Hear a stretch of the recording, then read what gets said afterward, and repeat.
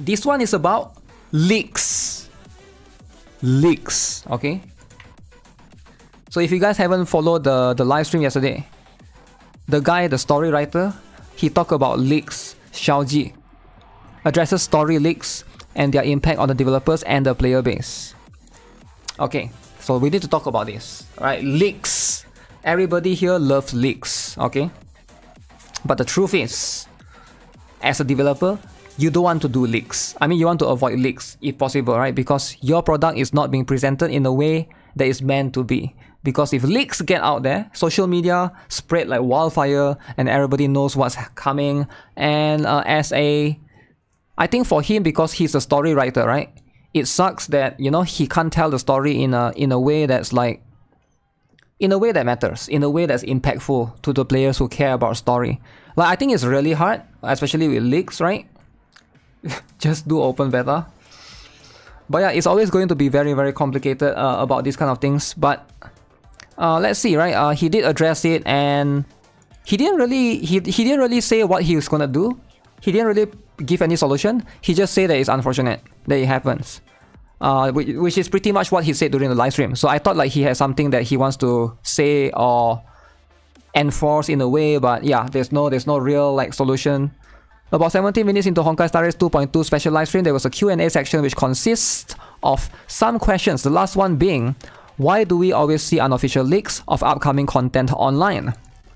About leaks, let me clear this one. First of all, we must acknowledge the objective fact that the more attractive the content is, the more attention it receives. Yup, that's always true. If a game is like Higan, if it leaks, nobody cares, right? Nobody cares about Higan leaks, even though there's leaks going on. And therefore, the higher probability of leaks. And it will always happen, right?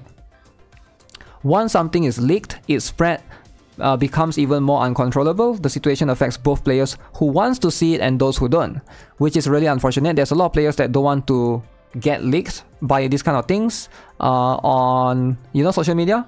But whenever you read it, even on YouTube, sometimes I think you will get recommended leaks even if you don't want it. It will just show up in your you know, in your, what is that feed, right? The YouTube feed. When we're telling a story, what is the most important thing besides the content itself is how we tell it. We all love video games. When we have something cool, amazing emotional experiences from a video game, we want to share with others. It's a process that requires gradual progression. Even in the process of storytelling, I have to adjust my way of storytelling based on my audience's reactions, our respective knowledge bases, and how much we can understand each other. It's all about achieving a happy outcome for both sides. That's the true meaning of communication and connection. Unfortunately, leaks can disrupt this process. What is the leak's biggest impact is that this process, which should have been very pleasant, gets brutally interrupted. Sometimes we even see that some leakers, whether intentionally or not, are creating conflicts because their process of telling the story is inappropriate, leading to discord and misunderstandings amongst players. It sows confusion and disputes among many people, including ourselves and innocent players. Damn. Innocent players. League enjoyers in shambles. I have no problem for people enjoying leaks, but you know, I can also understand from their perspective as a developer, right? In my eyes, this is Earth's creators' greatest regret. Version 2.0 has already been released, and by now I'm sure everyone knows in terms of characters, storyline, stages, and gameplay, we have prepared a lot of surprises, both big and small. Amongst these surprises, there may be deceitful narratives, as well as twists and revelations. However, we imagine that it would be presented to players in the most perfect and best possible form. We imagine what kind of spectacle it would be and what kind of joyful emotions we would share with the players on that day. But in September 2023, when the entire script for Pentaconi Trailblaze Quest was leaked, it wasn't as ideal as we hoped. So this happened all the way in September 2023. Now we are in March 2024, right?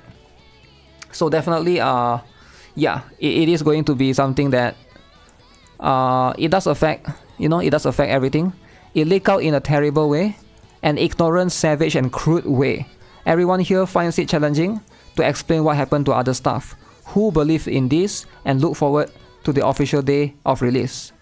Why did this happen? Why are we so powerless in the situation?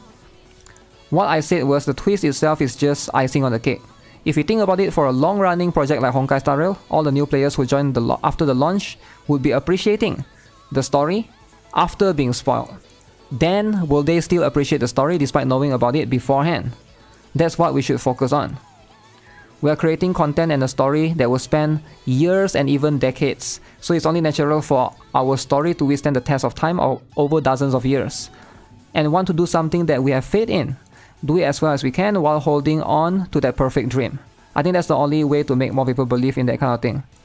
Yeah, I think it's hard to counter leaks because I'm sure like a lot of time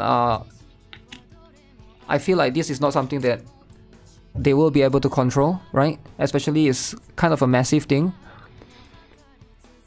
And yeah, with social media present and everyone are always going to be trying to leak more and more things. I don't mind banner leakings and such, it helps me plan out stuff, but story leaks are a special kind of evil.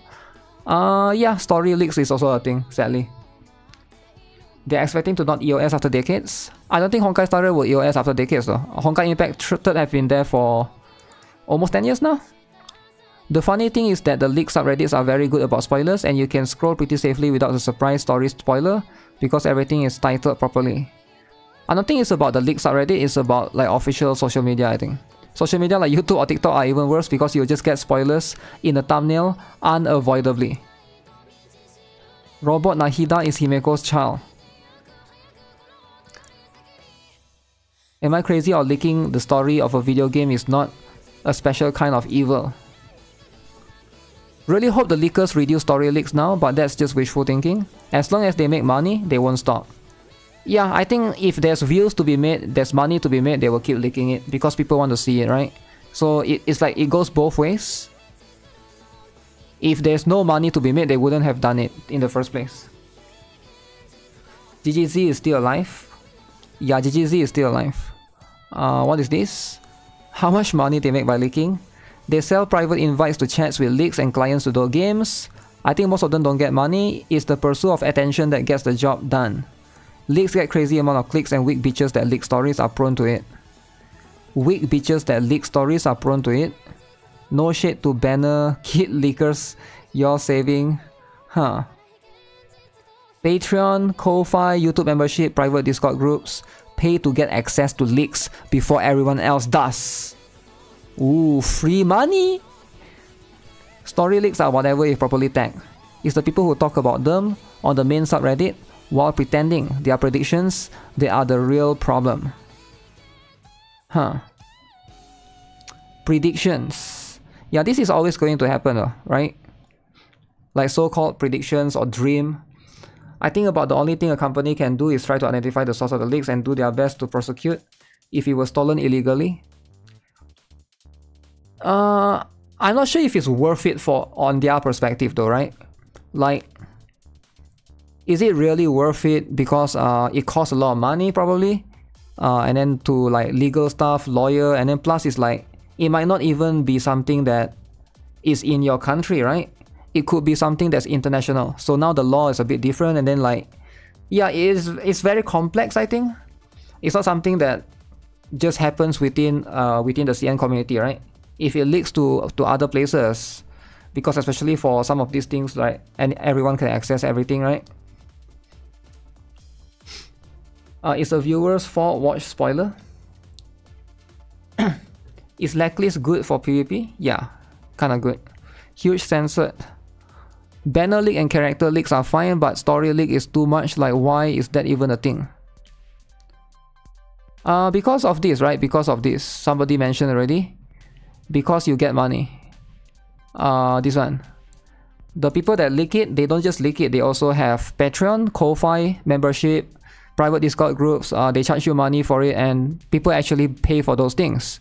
And yeah, it's like people actually want to see those things, right? Believe it or not, some people might pretend like, oh, who would want to see this thing, right? Let's be honest, right? Look at OnlyFans, right? And people are like, oh, who would go to OnlyFans? But the truth is, a lot of people are on OnlyFans, right? And people do pay the girls a lot of money. It is something that people want to see. Even though everyone pretend like, oh, who see this? Nobody see this. I don't see this. So who is seeing this? But the truth is, a lot of people wants to see this. And yeah, it's just, it is what it is. Leads keep them engaged with the story. Damn. Easy money? I guess so. I'm not sure if it's easy money, but yeah, it's probably just that's the main determining factor, right, for most of the things that happens.